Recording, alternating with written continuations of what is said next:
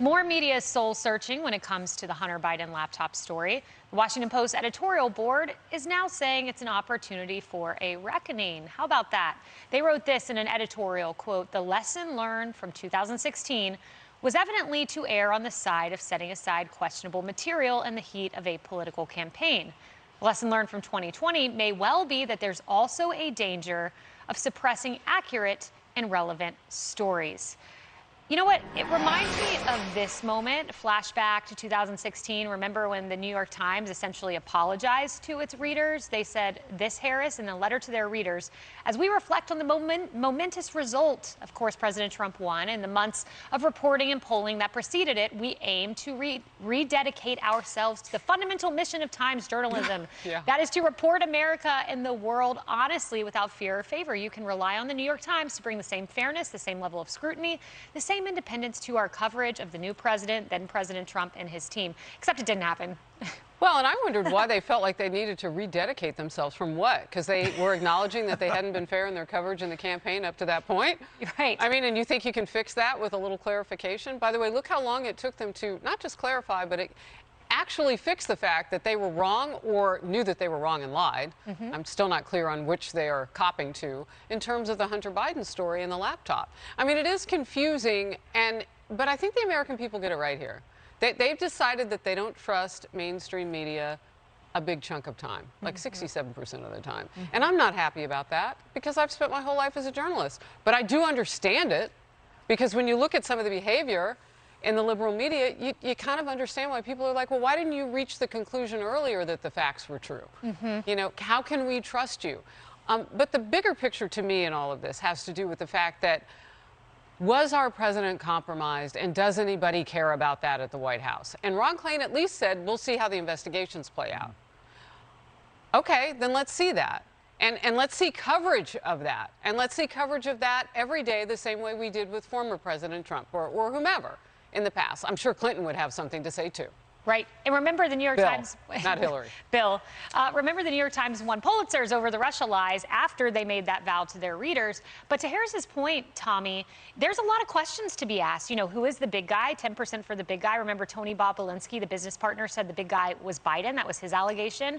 Remember Biden in that 2015 dinner with Russian officials, people who were doing deals with Hunter Biden at Cafe Milano. There was another meeting where he met with business partners. Allegedly, Burisma said, hey, we met with Joe Biden in an email to Hunter Biden. And then, of course, he flies with Joe Biden on Air Force Two over to China. And 12 days later, Hunter Biden registers a company. There's a lot of questions journalists should be asking. A lot of questions journalists should be asking and a lot of lack of transparency. But again, it's so easy for these Democrats, for these Biden officials and even the mainstream media to just say, oh, it's under investigation. Like that's just supposed to placate to the masses. It's under investigation. It's easy to say. But beyond just the mainstream media, let's talk about social media. Let's talk about the collusion between big tech, the Democrat Party, and the mainstream media to silence and censor any narrative that they don't like or that compromises their political beliefs or their political agenda. That is what happened here. So now they're giving us, oh, whoopsie, I'm sorry. Why is it that the left and the companies controlled by the left are always able to just issue a little correction or a little apology without fear of being canceled? Meanwhile, conservatives have actually had their information censored and canceled and ended for things that were actually true. Where is the accountability for the Democrat Party, the Biden administration, big tech, and the mainstream media? A lot of people need to be answering our questions. Yeah, and Stephen Nelson over at the New York Post really laid out kind of the questions for President Biden on this, one of which was that 2015 dinner where there were, let's see, it was a trio of Kazakhs in attendance with the former vice president, Russian billionaire, and the ex-Moscow mayor's wife. A lot of questions, Emily, but yet you have Chief of Staff Ron Klain saying this. The Washington Post also reported this week on deals that Hunter Biden had with a Chinese energy company, paid $4.8 million to entities controlled by Hunter and the president's brother. Is the president confident his family didn't cross any ethical lines? George, the president is confident that his family did the right thing. But again, I want to just be really clear. These are actions by Hunter and his brother. They're private matters. They don't involve the president, and they certainly are something that no one at the White House is involved in.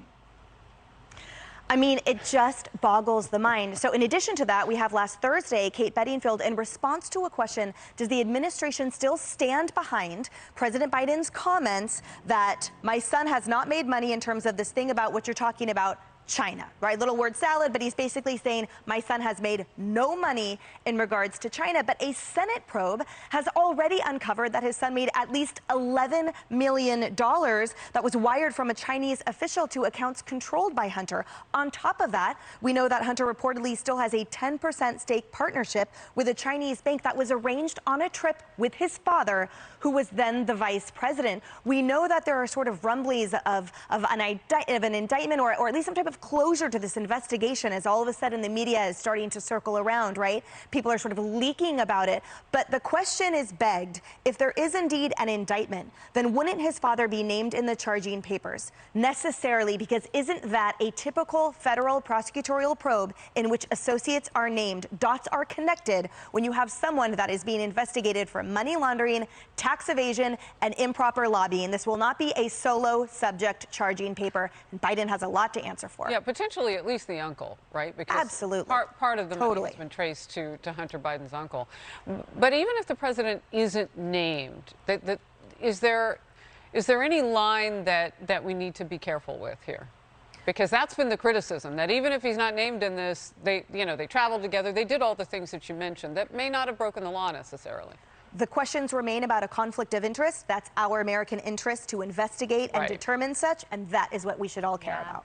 And I care about who is the big guy. I'll keep asking.